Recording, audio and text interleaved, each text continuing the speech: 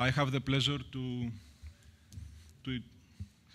tell you Kalimera, and please, your talk on cognitive Chairman, epilepsy. ladies and gentlemen, thank you very much. Thanos, thank you very much for inviting me to your beautiful country. I enjoyed a lot in this short time here of Athens. Epilepsy surgery of the temporal lobe and the memory problem is a big problem. Everybody of us is aware of HM, and there are about 100 publications on HM, and most of our knowledge on human memory is somehow related to HM. So epilepsy surgery at least gave a lot of information into science of human memory. What I'm going to talk about here is, I will talk just one sentence about temporal lobe epilepsy, then the need for sensitive measures. One of the big problems in memory testing is, and the differences in outcome is, that people don't take probably sensitive tests for something. Then preoperative findings, postoperative changes, outcome prediction possibilities, and saving still functional tissue by using certain techniques, and then what happens on the long term. Now, looking at the temporal lobe, we don't know how many patients of the difficult to treat 30% ones are really temporal lobe epilepsies. There are big speculations for political reasons going over 50%. I think this is unlikely now with having all our information on focal cortical dysplasias. This group is growing and growing and growing. So it's probably 10% of the difficult to treat patients. We have principally two groups. If we take the Amundsen sclerosis, there's an early one, which was thought the primary one, related to febrile convulsions. And then we have more and more in our field of view now the late onset of temporal lobe epilepsy due to something what we call limbic encephalitis. It results finally in a temporal sclerosis and in many cases in an atrophy. This is not the same. You have quite a few patients who show a sclerosis, but they don't show an atrophy, whatever this means. We know that episodic memory is impaired if this area is affected by epilepsy and changes on the pathological basis, and we have found that material specific, there are differences. We have a verbal memory, more or less on the dominant side if the defects are there, and then the non-verbal memory.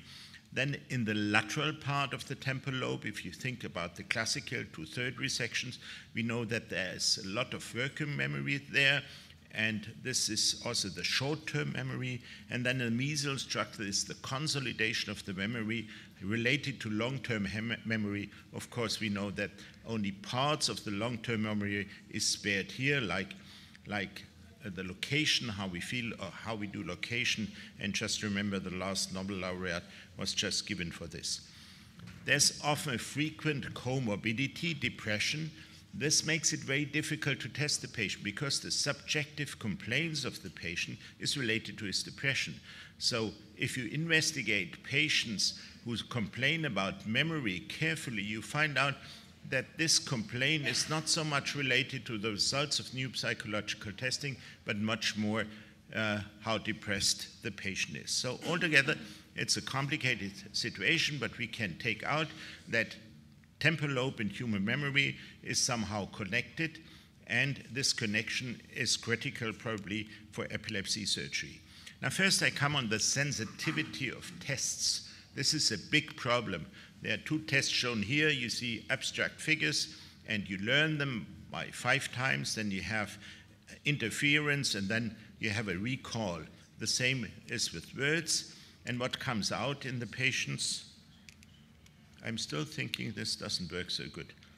And I'm coming now back to this. What happens with the abstract figures? This is a German test, and it's supposed to be very sensitive. And as you can see, in a right temporal lobe epilepsy, the right temporal ones, the green ones, are affected already in the learning period, and they're not so much in the retrieval, and recognition is fine afterwards. So they have access to the stored memory. If you take the left temporal side, you see the big problem is not in the learning part. Learning is still fine, lateral temporal lobe.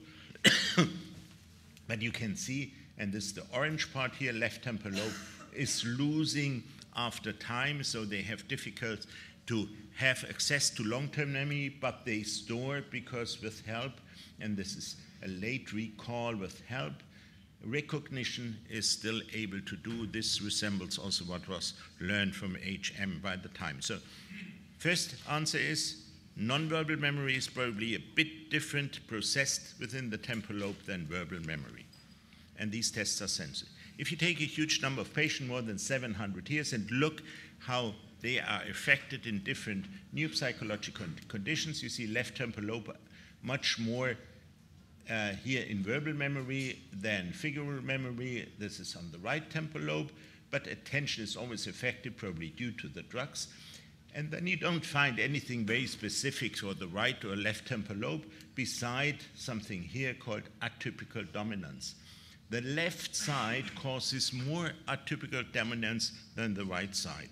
You will see later on that this is something where compensation of the brain takes place, and it shows scientifically that our verbal processing is much more dominant in the human brain than nonverbal processing. Now, if you look at surgery for temporal lobe, 65% seizure-free. These are data all from Bonn here, from Christopher Helmstetter, who is our head neuropsychologist. And you see here, if you look at verbal memory, left side, 40% are losing abilities. And if you look at the figural memory, this is not so bad. There's almost no difference in these. But here, if you operate on the left side compared to the right side, you are losing verbal memory. And there's also a difference concerning the language thing. The others are not relevant in these cases. Now, if you look at the literature, and this is from Sherman done, now published in Epilepsia, a collection of different groups, and you see here, this is the gains, and these are the losses. And the gains are very small in verbal memory, but there are a few groups who are showing gains, but in average, there's nothing gained, but in average, there's a lot of lost here. So there's the big loss on the left side, operating on the left side. This is not so critically on the right side, and here there are even more gains. So on the other hand, if you summarize this up, operating on the left side is more critical for the patient and is more critical for his memory than operating on the right side. So we have to explain this. The first focus is on preservation, and I will talk about what we call reserve capacity of a certain patient. And secondly, we talk about surgery and then the seizure outcome situation in relation to the memory outcome if you're doing surgery there.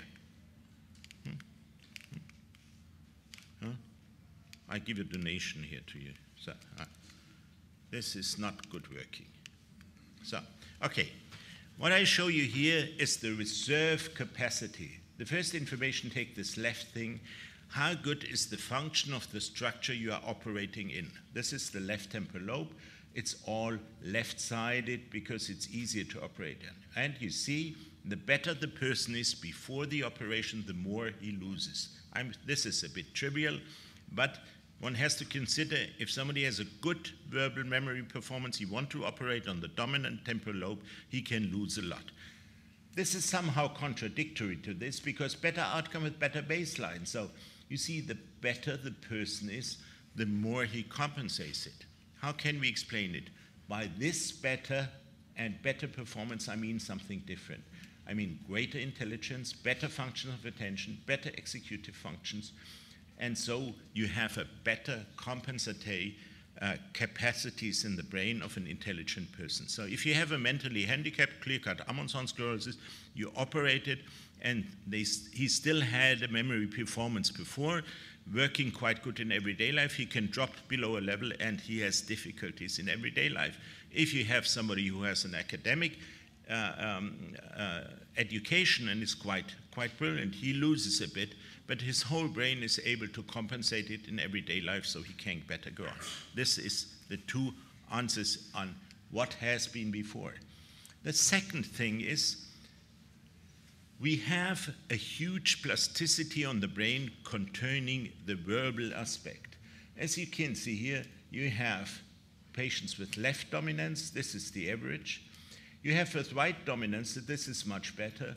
And then you have people with bilateral dominance, pre-op and 1 year later. And you see here that these with the right dominant and bilateral go better out than the one who have a clear left dominance. So obviously shifting the language to the other side is something which helps, and I show you a few slides on this problem.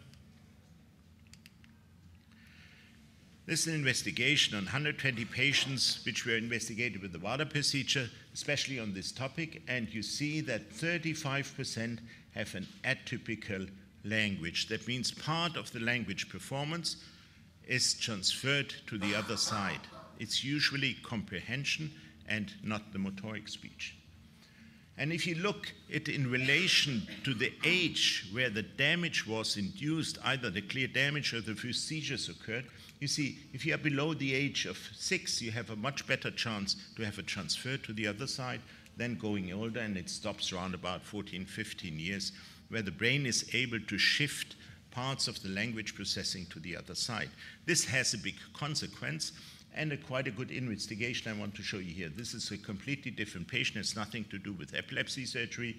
This is a perinatal damage, and this is a stroke, proencephalia here, and with a small hemisphere.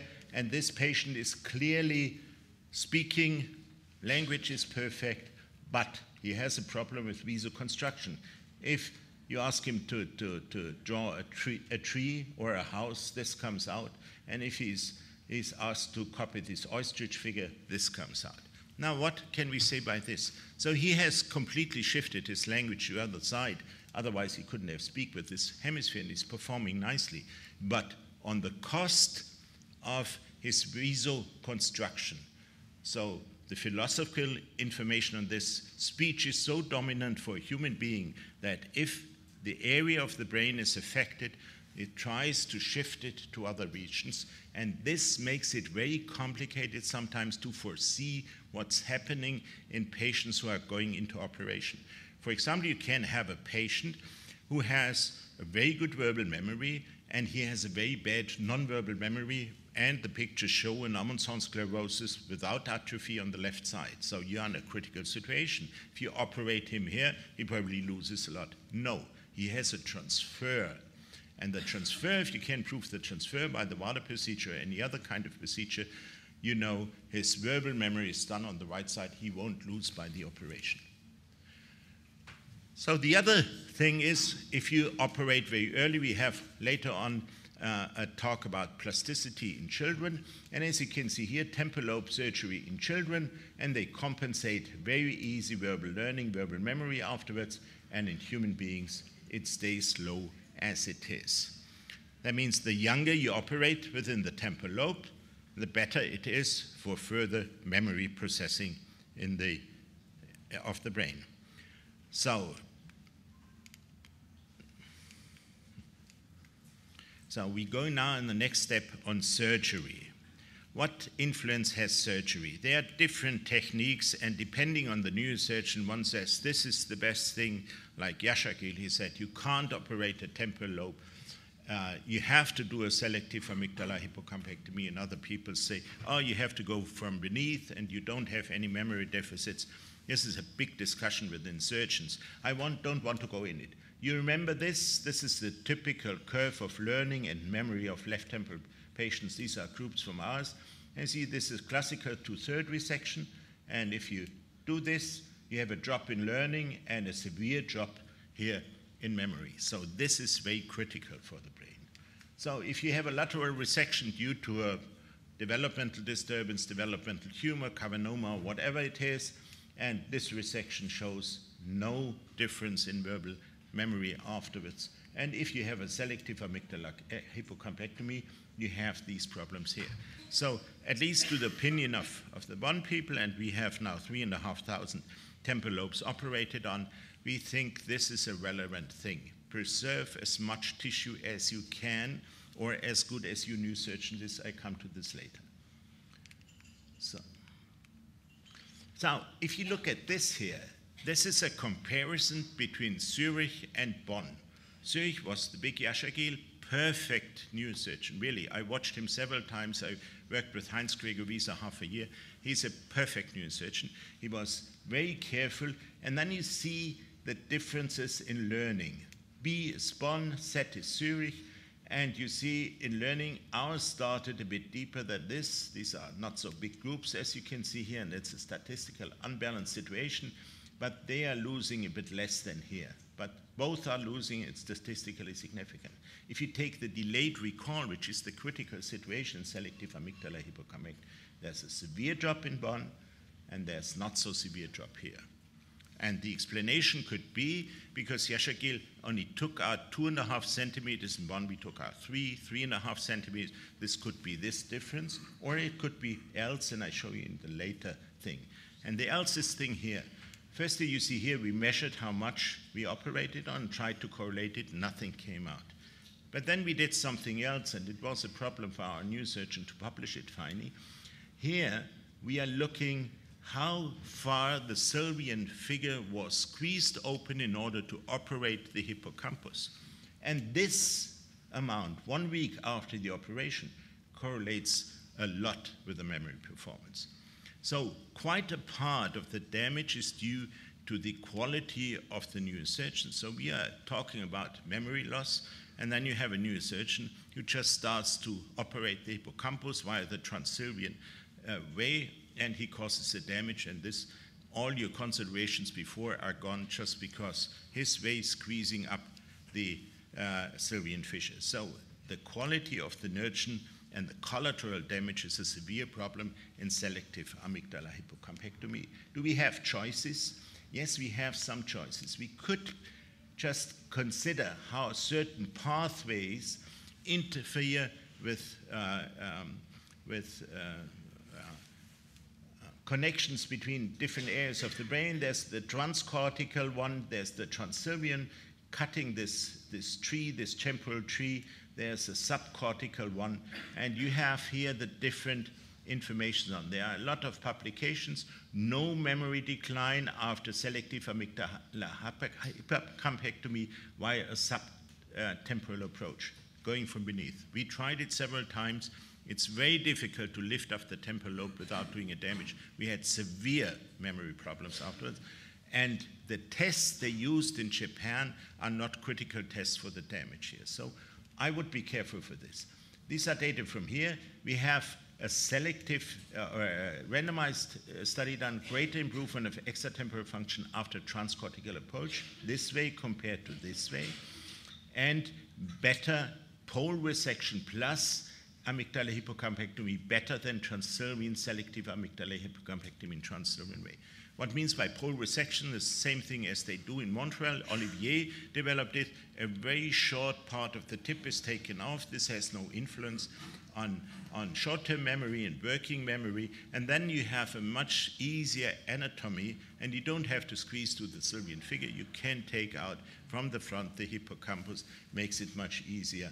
And here, also another hint at least that if you go through the tissue, this causes some problems. These are the radiosurgery data. This is one from the States. The other is from Regis in Marseille. They say they don't have memory problems after radiosurgery, but it's very difficult to believe this data all. It's not so selective. Now, another thing which influences the outcome is your histology. So if you see a hippocampus who is just slightly signal increased, and finally it turns out there is no histology clearly showing in Amundsen sclerosis or critical cell loss, you have a severe drop here in the memory. And this does not take place if you have positive histology. So a lot of figures are going to influence and could help you to predict the postoperative situation and puts up some red flags where you have to be very careful and you are considering what to do. Now, this was reserve capacity surgery, and now we come to seizure outcome. Has seizure outcome influence? This is a long-term evaluation from our place. It's the total memory performance, and these are medical patients, seizure-free and not seizure-free, who were candidates for epilepsy surgery, but they finally decide, we want to go to epilepsy surgery, so we followed them up. And you have seizure-free and non-seizure-free. In this manner, non-seizure-free are quite a lot. And you see they are quite down with the memory on the long hand side. So If you take surgery now over 10 years, we are looking up to 10 years. If they are seizure-free, a small compensation takes place, which is hardly statistically significant. If they are not seizure-free, finally, they stay the same. And if you take left surgery, this is right surgery, they start to have a compensation with over the 10 years apart if they stay seizure-free. But if they don't stay seizure-free, they are going down or staying on this low level. So postoperative seizure freedom or not is part of the big problem. Could be some additional things on anticonvulsive drug. For us, it means we are extremely careful to take every anticonvulsive drug out after epilepsy surgery. Many of our patients stay on low dose because if this sometimes happens, 25% of them you can't get seizure-free afterwards anymore. Now, what do we do with the patient? It's a kind of estimate what it means for the memory of the patients if you operate in the temporal lobe. There are quite a number of patients. These are healthy controls here, and they drop by age. These are patients with temporal lobe epilepsy, left-sided temporal lobe epilepsy only, and they drop by age. So if you do a surgery here and take all the line of the surgery going down, you're spreading this a bit more. There's a slight acceleration, at least according to our data, concerning the age of the memory of the patient. So if you operate somebody in 20 years, he has about an age of 30 years of an epilepsy patient, and so on. And finally, we have to admit we don't know what happens to when these patients become very old. So we all operate throughout the world with 20, 30-year-old patients, and it will take another 10, 15 years until they reach 70, and we really know whether this gets critical or not. So there are a few data available. Rebecca Rausch published this. This is the California series. It's a lot of criticism on this because they said the type of surgery was different than nowadays, but she's the person, and I share a bit her opinion about progressive memory decline after left temporal lobe surgery if the patients get old. This is biological expected because you get old, your memory gets down, and one hippocampus is only left. And if this one hippocampus cannot compensate as much as two. So this is a problem. You see here we have a decline versus partial recovery dependent. We think seizure control plays a minor role. There's also decline, but thereafter stable, no further decline, and this is the literature on this thing. Now, if a patient doesn't get seizure-free, what happens to his memory? I showed you already, they are worse in memory. So this 100% control, only 26% lose something relevant in memory, 50% reduction, 42, and it goes on. And if nothing happens, over 60% are losing memory performance. And we call these patients, they are impaired by seizures and memory. They are double losers. So you have to be very, very careful with these patients where it's already difficult to decide on one side. For example, a bilateral temporal lobe epilepsy, we are very restrictive operating them on the left side. We prefer to do the right side or nothing in this case. Now let me conclude then. Overall, saving of functional tissue appears to be very essential to have as a good outcome as possible on the shorthand where the data we have from. No approach is without cognitive risks, and we have to take this into control. Seizure control is essential for long-term recovery if a recovery takes place. Memory outcome is determined by baseline memory, IQ, age, language lateralization, and in the long run on seizure control, and probably also when the first seizure started. So there is some literature showing that if the seizures start before the age of 6, it's not so critical than later, but the statistics are not good. You have to never forget the neurosurgeon. Neurosurgeons are a big problem. I never heard a neurosurgeon said to me, I did a bad operation. Yeah, so they have difficulties to confess that they didn't do good enough work for this. And we say as soon as he's not really good in the mesial temporal lesion, we do a bigger, larger resection to be successful. And we have no good data, and this is the big problem. In all epilepsy surgery, when operate, patients become really old. Really old means beyond 65 and 70. Thank you very much for your patience.